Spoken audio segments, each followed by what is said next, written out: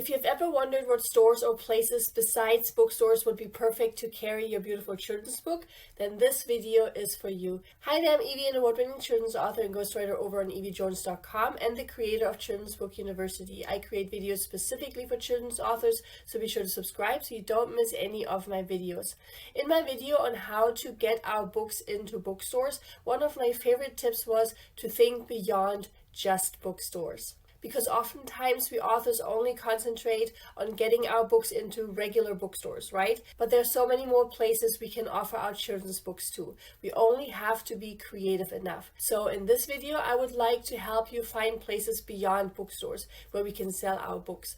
Our preparation and outreach will still be very similar to the prep work and outreach I described in my bookstores video. So make sure to watch or rewatch that, because besides having a wonderful book, preparing our outreach is an absolute must. So I made sure to share the link to it in the description below. And if you have any questions regarding how to handle the payment of our book sales in the store, I have added my video on consignments below as well. That also includes a downloadable consignment agreement template.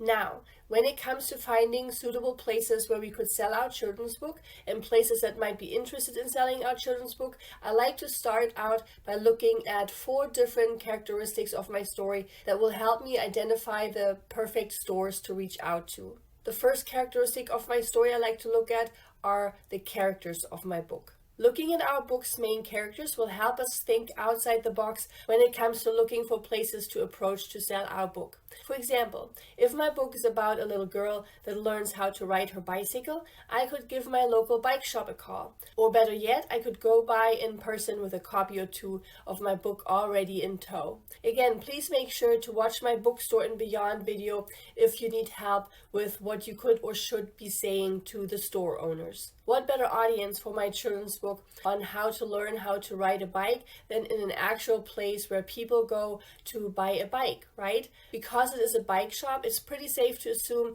people that go there enjoy their bike. Biking is a hobby that is important to them, right? And what is important to us is oftentimes something we want to pass on to our little ones as well, whether they are our own little ones, our niece, our godson, or best friend's little girl or boy. So we meet the audience, bike lovers, where they go shopping already. Another fun example would be if my book is about a little Italian boy that perhaps learns a couple of Italian words from his Italian grandma. Here, walking into my local Italian gourmet and talking to the Italian owner might be such a wonderful opportunity to get my book in front of the right audience. 1, because the Italian owner will love to find a wonderful resource to help little ones learn her country's language. And 2, because people that go to that Italian gourmet are again people that already love this culture and are already connected to it in some way. And so they are often the ones that would like to pass on this language to their kids. Let's say our book's main character is about a posh little cat that lives her best life in Paris. Here, it would be so much fun to reach out to our cute little boutique we enjoy strolling through. As long as we can somehow tie our book to the store we are approaching, it's definitely a place we should consider. And the added advantage here in offering our book in places like this is that our children's book wouldn't have any other competition in the form of other books there. So looking at our book's main characters will help us think outside the box when it comes to looking for places to sell our book. 2, the second characteristic of my story I like to look at to figure out what stores to approach about my book is the location of my story. For example, if my book is about a fun little lighthouse, I would most certainly reach out to any lighthouse gift shop. Or if my book is about a family visiting a zoo, I would reach out to the gift shops of my city's zoo or my aquarium, for example. These are such wonderful places to again meet our audience where they are already at. 3, the third characteristic of my story I like to look at to find stores to approach about my book is the action of my story. For example, if my book is about dancing, about ballet, I would reach out to any local dance store that sells gear to dancers. And I would also reach out to local dance studios because again, that is where the perfect audience of my book already meets. That's where they already are. If my book is about gardening, where a little boy learns all about flowers and gardening from his grandma, reaching out to a local gardening shop would be perfect. I could also approach the gift shop of a botanical garden. Either one would work really well. And the fourth characteristic of my story I like to look at to figure out what stores to approach about my book is the topic of my story. For example, if my book's topic is all about trains or planes, I would want to reach out to any train or plane museum. Or if my book's topic is all about adopting a little puppy or kitten, I would want to connect with pet stores, whether they are part of a chain or a local store, because I know that those stores' audience would benefit greatly from the story of my book. One of my ninja tips here is to not just think in terms of stores. For example, if our book is about a little girl going to the doctor for the first time, then sharing our book with a pediatrician could be really beneficial here.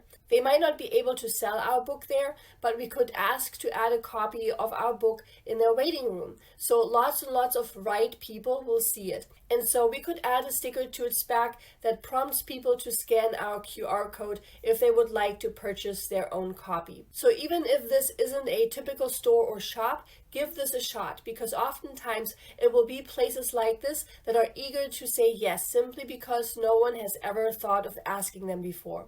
Either way, don't underestimate the power of simply asking.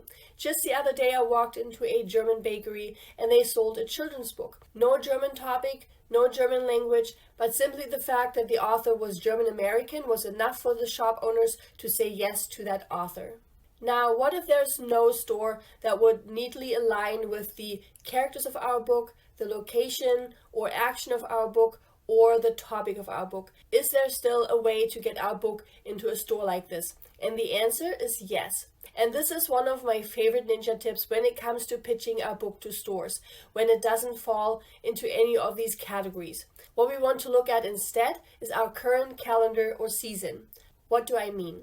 Even if our book has nothing at all to do with any of the stores, from a marketing perspective, stores are always interested in whatever is current or whatever is currently trending. And so by tying our book to that, that's how we get a yes from these places. So with this approach, it's all about timing and our current season.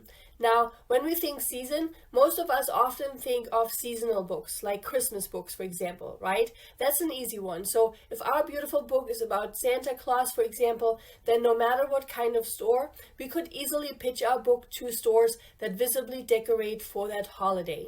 If our book is seasonal like this, the window of time to reach out to these different stores will be shorter, of course, but the range of interested stores will be so much wider. Because during the holiday season, nearly every store is interested in the Christmas theme. But, and here's the beauty of this different approach, marketing-wise, the word seasonal can refer to so much more than just to books that are tied to occasions like Christmas. Here we will want to ask ourselves, are there currently any specific days, weeks, or months of the year that are dedicated to something that relates to our book's topic? For example, if our book's about a military family, then it would be important for us to know that the entire month of April is dedicated to the military child. So reaching out well before April and pitching it to stores from this very angle will be invaluable to getting our book into stores.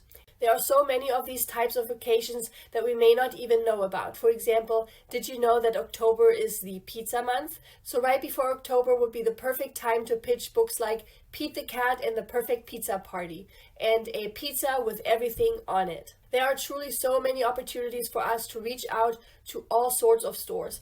And all we need to do to make our book relevant to these stores is to find a way to tie it to our current season, to our current calendar. And so if you would like to give this a try, I put together a list of relevant annual events along with individual examples of how we could tie these events to our books. This technique really works. Tying our book to current happenings and current events really works. It's the same technique that I used to get into Scary Mommy, Forbes, and so many other major publications, and we can do the same to get into stores. I will try to create a more comprehensive resource on this, but for now I made sure to add the link to that list I put together for you in the description below. It's your beautiful book's time to shine. all year long. This was a really short one today, mainly because I'm still trying to rest my voice. As always, please give this video a thumbs up and subscribe. It would mean so much to me and would also ensure that more people find me and my work. Here's to getting your beautiful book in front of those people that need it the most. Bye!